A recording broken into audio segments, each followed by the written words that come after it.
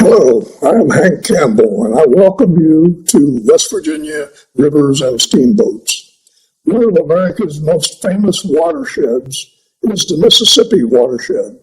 It is made up of many famous rivers, such as the Missouri River, Ohio River, the Mississippi River, and many others across a vast expanse of America.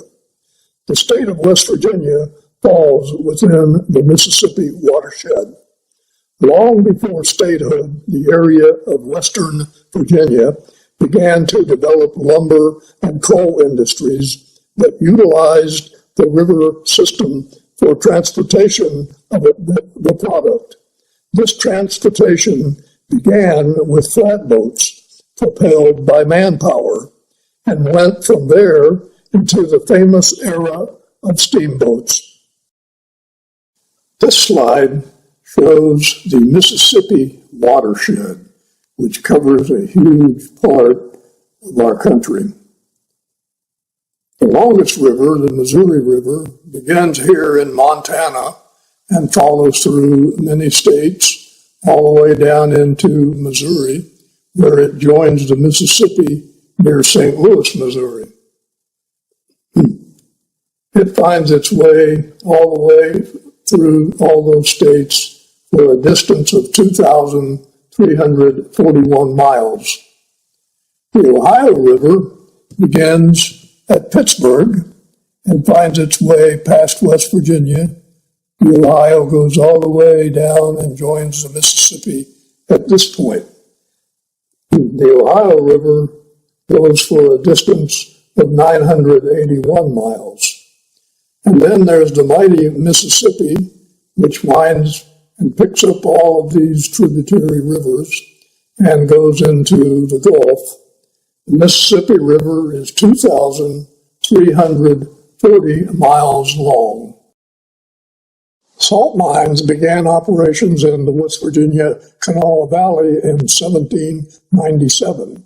By the early 1800s, the unique red salt was shipped on flatboats to markets nearby. Salt and other goods were shipped to cities along the Kanawha and Ohio rivers. When steamboats began to take over shipping and transportation to cities all over the river systems of the Mississippi watershed, the flatboats slowly became extinct. I will be discussing 5 rivers in West Virginia that make up the West Virginia watershed: the Gully River, the New River, the Kanawha River, the Elk River, and the Coal River, all dump into this Kanawha River, which eventually makes its way to the Ohio River. I will be discussing 5 rivers in West Virginia that are tributaries of the Ohio River. In reality, the Ohio River also flows through West Virginia as it forms the border with the state of Ohio. On the Kanawha River, at the junction of the Elk River, lies the city of Charleston, which is currently the capital city of West Virginia. Fort Lee was built here at Charleston to protect the early settlers from the Indians. Fort Lee was constructed in 1788, long before West Virginia became a state. Further downstream from Charleston is the city of St. Albans. Tackett's Fort was built here at the mouth of the Coal River, again to protect early settlers from the Indians. Fort Tackett was built in 1786. This fort was burned down by the Shawnee Indians in 1790. I'll start with a brief history of the Coal River. It has a very interesting history, as it was one of the first rivers in West Virginia to provide transportation means for timber and coal. The Coal River is a tributary of the Kanawha River and was very important as a means to move timber and coal. It is 40 miles long. The river winds through the mountainous terrain that is rich with valuable species of trees, coal, and other natural minerals. Many falls exist along the river. Elevation changes hundreds of feet from its beginning down to the Kanawha River. Before coal, timber was king. West Virginia produced huge amounts of timber in the 1700s through the early 1900s. Logs were floated down the river to the sawmill located in St. Albans. This was not very practical because there were many falls and shoals, and these would trap the logs. To solve this problem, log booms were built in several locations to provide enough water depth. Later, these were converted to lock and crib dams to accommodate steamboats pushing barges of timber and coal. 8 locks and dams were built along the Coal River from 1850 to 1859. Steamboats were just becoming common in the mid-1800s, and the coal mine companies were searching for ways to improve moving coal down the river. The steamboat Clifton made the first trip up the Coal River in 1859 through 8 locks and dams, a 35-mile trip. A view of steam towboats pushing barges on the Coal River in the late 1800s. Here is a view on the Coal River in the 1800s. 2 packet boats on the left that carry passengers and a towboat on the right. Once the towboats or rafts made their way down the Coal River to the Kanawha River, larger towboats and rafts moved the cargo to customers. In 1873, Chesapeake and Ohio completed a railroad through the West Virginia New River Gorge, creating a major transportation route through the mountains.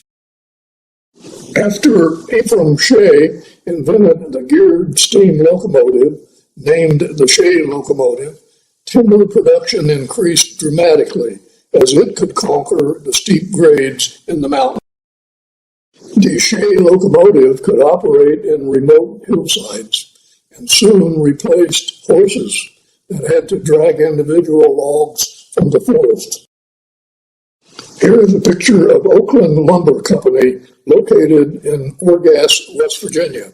My grandfather and father both worked here. This photograph gives you a good idea how many men worked in the timber industry. Lumberjacks lived in homes in the forests where they harvested the trees. I'll shift over now to the Elk River. Much like the Coal River, it handled coal and lumber in its early days, but later also had lots of petroleum and chemical industry minerals and products from that area. A view of Charleston, West Virginia around 1950. The large river is the Kanawha River and smaller is the Elk River. Here's the city of Charleston in a recent photo showing the Kanawha and Elk Rivers. Here is a log loader on the Elk River in the early 1900s. Mechanized equipment was available by then for log handling.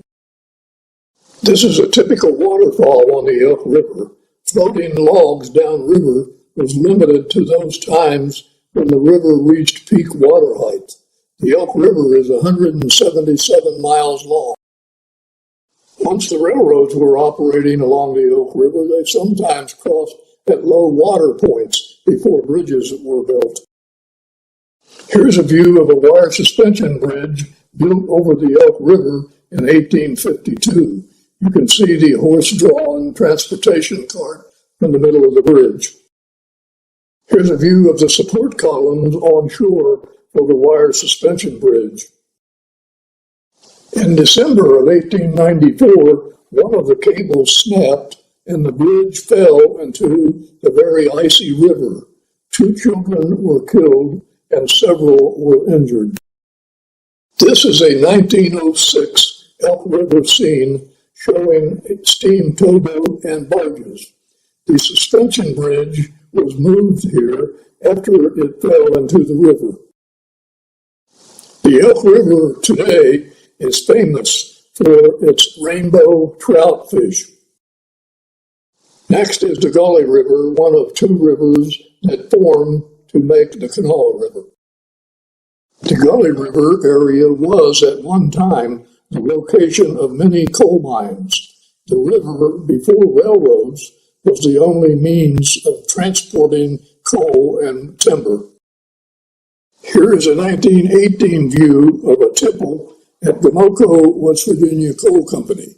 The Gully River runs right through the middle of the image. This is the Gully River area as it looks today.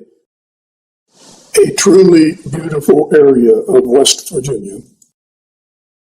The New River, along with the Gully River, joined together to form the Kanawha River. The New River was also the site of numerous coal mines in the past. The community of Harper's Ferry is located along the New River. The New River is 320 miles long. Harper's Ferry is famous for John Brown's raid on the U.S. arsenal there, which is said to be a prelude to the Civil War. Here is a present-day view of the New River Gorge that is famous for whitewater rafting. Now, let's get to the Kanawha River and the steamboats. I'll start out with this view of Campbell Steamboat on the Kanawha River. The Kanawha River is 97 miles long. Here is the Ben Campbell Steamboat. This photo was unique because it was taken with a silver process photographic system that only lasted about 1 year because it was so expensive. Here's a view of the Columbia Steamboat taking on passengers. There's an early 1900s motor car on the left front, thought to be a curved dash Oldsmobile. Here is the Greenbrier. Steamboats were a major mode of transportation well into the 1940s. A view of the boiler room of the Greenbrier steamboat. A view of the engine room of the Greenbrier steamboat. Here is a view of the Junior Steamboat. These boats, commonly called tugboats, pushed barges up and down the rivers. Here is the Slack Barrett Steamboat, moving coal barges on the Kanawha River. This is a view of the Raymond City Coal Barge Steamboat picking up barges at a coal loading station. Steamboat and coal barges. It is very evident that lots of coal has moved up and down the river system. The steamboat Clairton, owned by the United States Steel Corporation. The West Virginia coal production was a mighty supporter of steelmaking in the United States. A view of a steamboat at a barge coal loading station along the Kanawha River. Here is a unique view of a tugboat pushing barges loaded with a train. Before bridges were built, this is how trains got across the rivers in West Virginia. During the late 1800s and early 1900s, the rivers froze over in the areas several times during these times, stopping all steamboat operations. Here is a view of the Joe Cook Steamboat on the icy Kanawha River. This is a favorite of mine because as a young boy, I was very familiar with this steamboat as it passed us many times when we were fishing on the river. Here is the Kanawha Bell Steamboat. It was mainly a passenger boat and moved employees up and down the river system. This gives you a clear picture of the importance of steamboats and coal. This is at a steel plant in Pittsburgh, Pennsylvania. Modern-day towboats move many barges of coal in a single load. Now let me talk about the building of the early steamboats. A preliminary sketch of an early steamboat.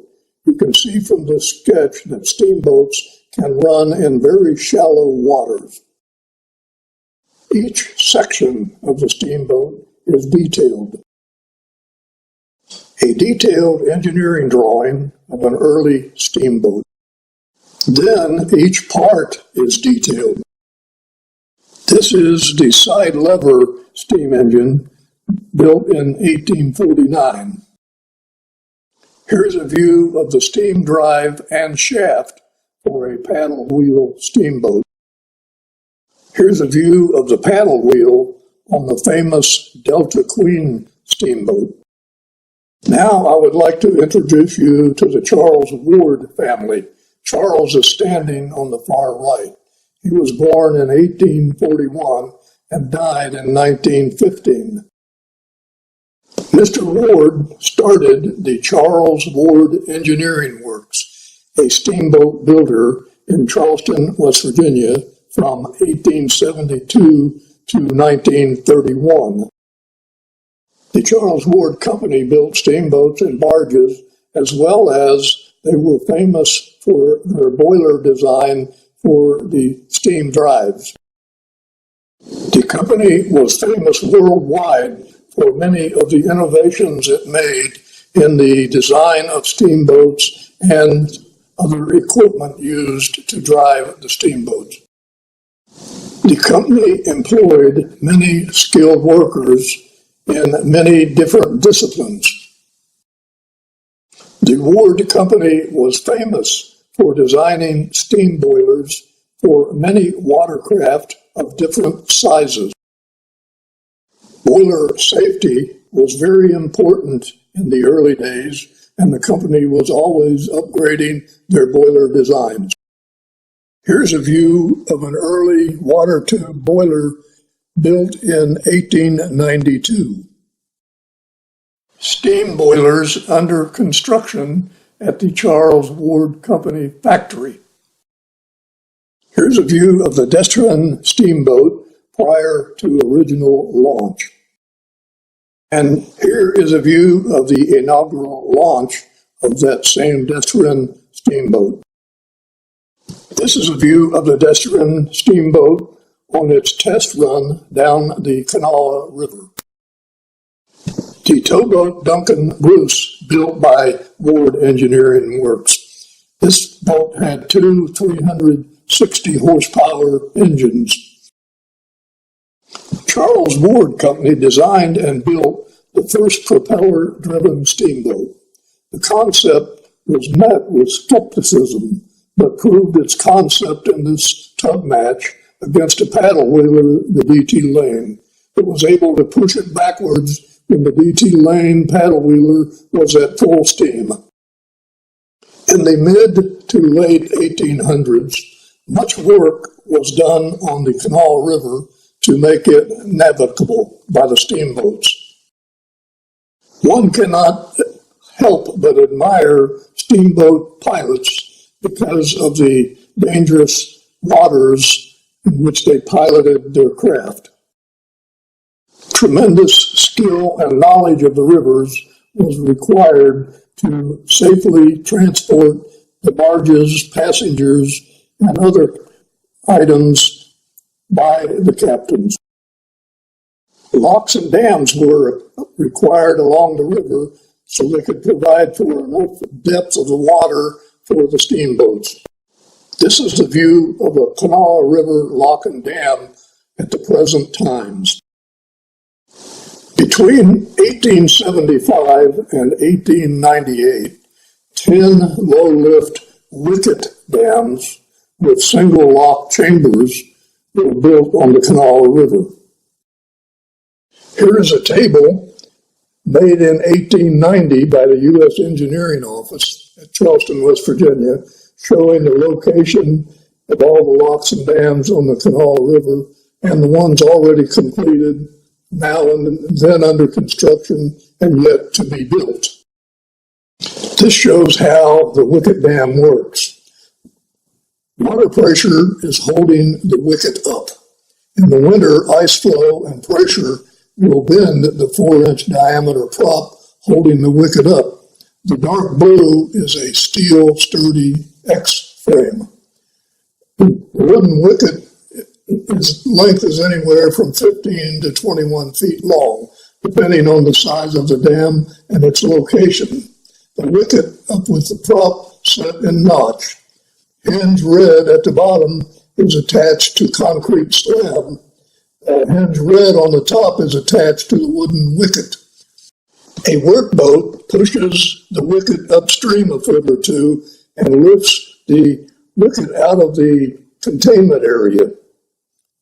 Once the prop is freed, the entire wicket dam collapses to the bottom of the river, and it lies there and boats barely run over it. Wicket dams can be designed to provide a water differential level of up to 20 feet. This picture, taken on November 20th, 1891, is inside the cofferdam.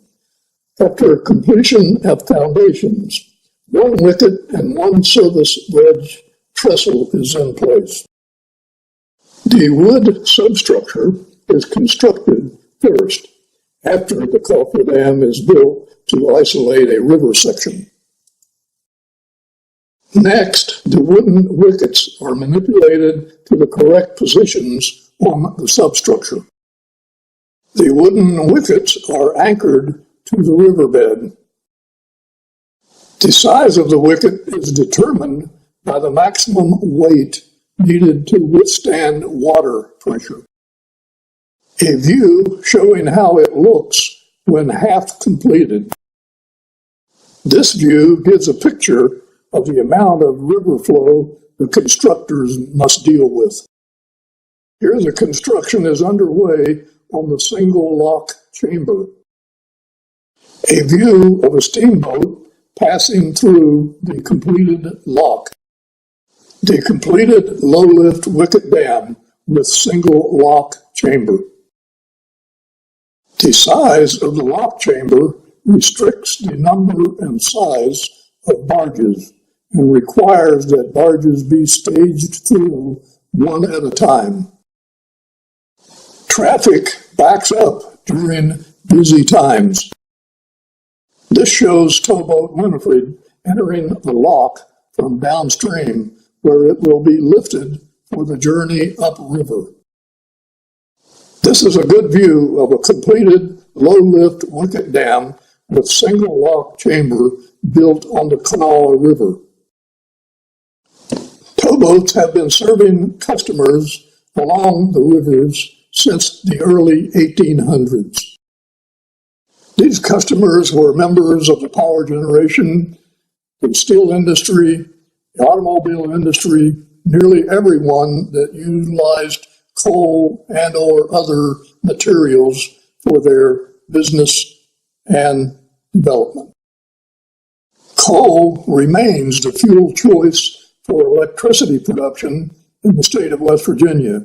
They don't wait around for the wind to blow or daybreak to arrive to get their electricity.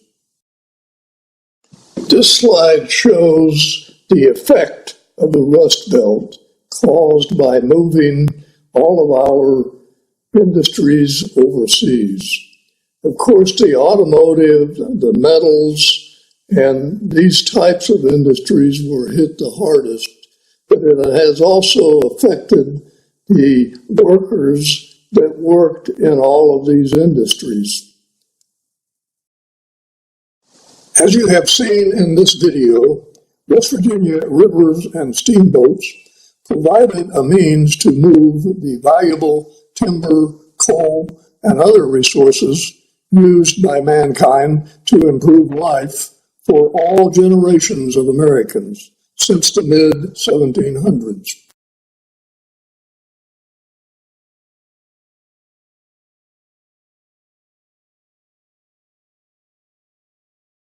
It has been a pleasure to produce this video, and I would like to thank you for watching.